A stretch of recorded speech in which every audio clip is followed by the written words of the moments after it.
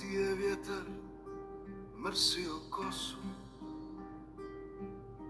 Čuo se šapat palminog lišća, uzbudjena su bila naša srca. Voljela su se dva bića. Sjedili smo na klupi kraj mora, u Splitu na punoj rivi, brojali poljupce naše, vjerovali od ljubavi se živi. Upoznah te u zvončacu na plaži, lijepa djevojka crne kose.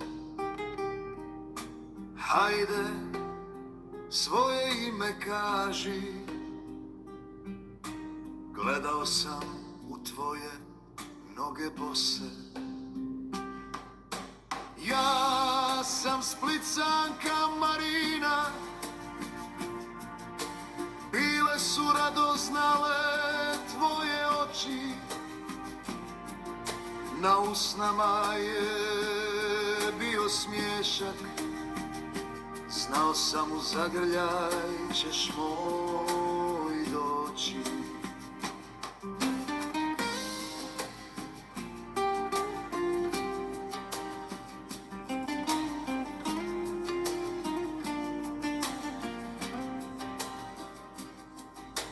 Gledao sam te kao u transu, srce udaralo ko talasi mora.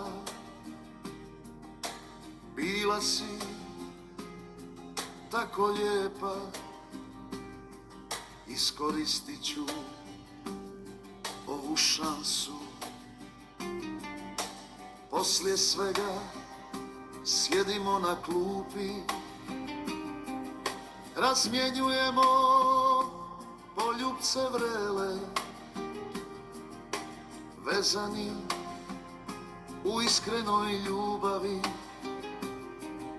jer tako zaljubljeni žele. Upoznah te u zvončacu na plaži, lijepa djevojka crne kose.